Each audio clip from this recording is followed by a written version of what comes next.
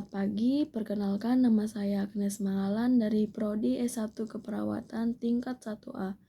Di sini saya akan mempresentasikan judul tentang pengaruh kebersihan tangan perawat terhadap tingkat infeksi nosokomial di unit perawatan intensif.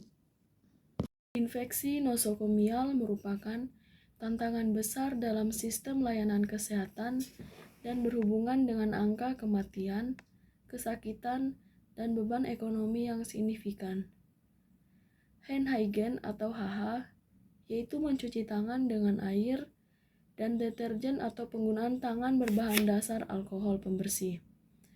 Ini metode mencegah infeksi nosokomial dan kepatuhan terhadap praktik hand hygiene yang efektif sebagai strategi paling penting untuk mengurangi penularan patogen di rangkaian layanan kesehatan.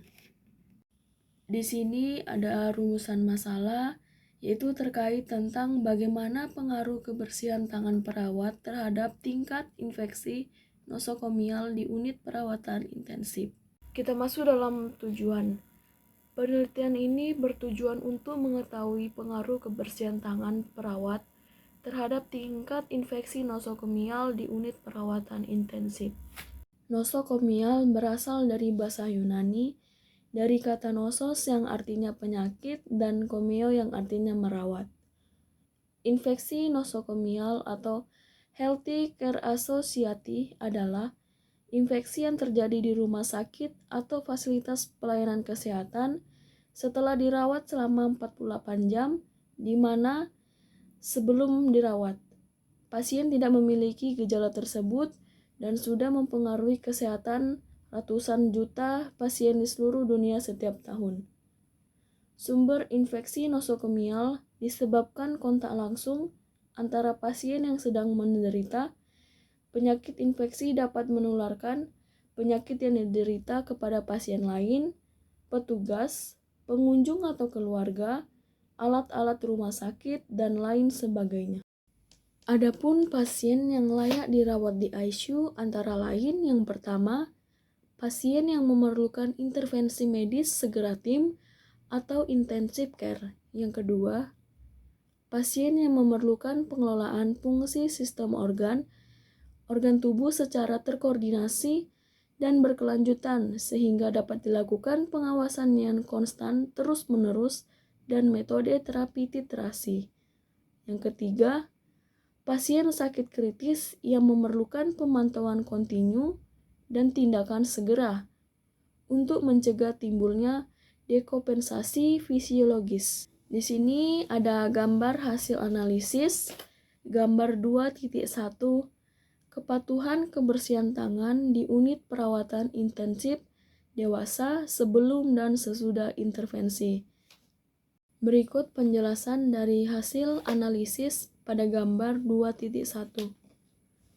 Berdasarkan gambar 2.1, sebanyak 1.508 kejadian yang membutuhkan HH diamati selama semua fase penelitian.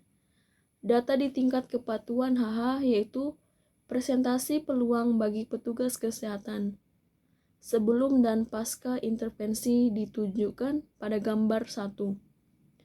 Terdapat 297 dan 268 kakak peluang dokter, 434 dan 326 untuk perawat, dan 73 sampai 113 untuk profesional lainnya, masing-masing sebelum dan sesudah intervensi. Jumlah pengamatan yang dicatat selama masa studi rata-rata 10,1 peluang per jam. Tingkat keseluruhan kepatuhan sebelum dan sesudah intervensi terhadap rekomendasi HH adalah 43 dan 61,4%, masing-masing yang signifikan berbeda. Tingkat kepatuhan relatif antara kategori pekerjaan, yaitu dokter, perawat, dan profesional lainnya, ditunjukkan pada tabel 1, menunjukkan bahwa perawat menunjukkan kepatuhan yang lebih besar 50% terhadap rekomendasi HH dibandingkan dengan dokter yang 45%. dan profesional kesehatan lainnya 38,4%. Perbedaan tingkat kepatuhan perawat dan dokter tidak signifikan secara statistik. Namun, kedua angka tersebut signifikan dibandingkan dengan profesional lainnya. Setelah intervensi pendidikan, peningkatan tingkat kepatuhan perawat secara signifikan lebih besar dibandingkan tingkat kepatuhan keduanya dokter dan profesional lainnya. Hanya terjadi sedikit peningkatan pada tingkat kepatuhan di kalangan dokter pada Wall versus Point pasca intervensi, yaitu 38,5% menjadi 43,2%, dan tingkat kepatuhan profesional lainnya sebenarnya menurun menjadi 43,4% dari angka dasar 45%. Kemudian hasil analisis yang kedua yaitu gambar 2.2, infeksi nosokomial di unit perawatan intensif dewasa sebelum dan sesudah intervensi. Berikut penjelasannya.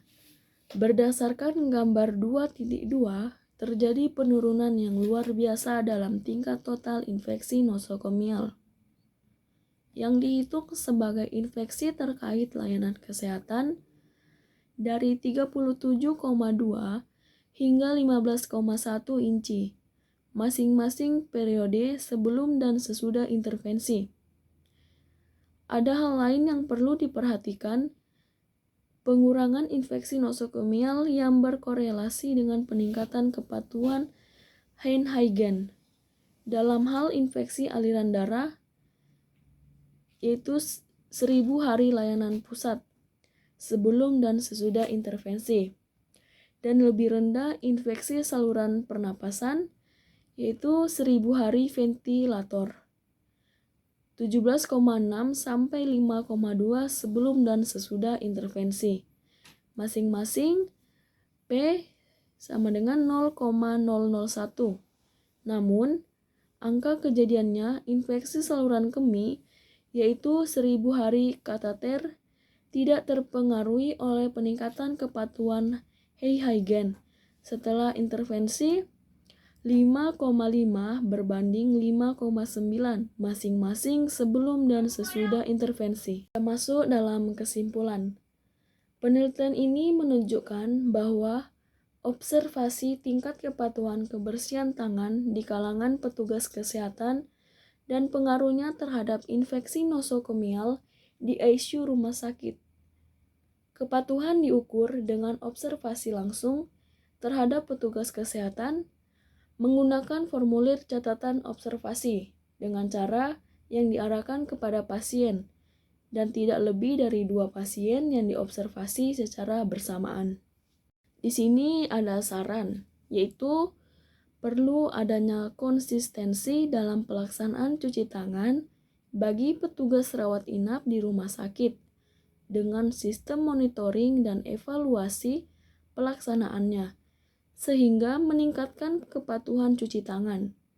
Perlu adanya tambahan petugas pada setiap shift jaga dan adanya pelatihan cuci tangan rutin untuk seluruh petugas rawat inap. Ada 2 pertanyaan. Yang pertama, mengapa judul analisis Anda menarik untuk dibaca dan diteliti kembali orang lain? Jawabannya yaitu, judul analisis saya menarik dikarenakan menawarkan wawasan mendalam, menyajikan informasi yang jelas dan menarik, sehingga membuat pembaca ingin mengeksplorasi lebih lanjut.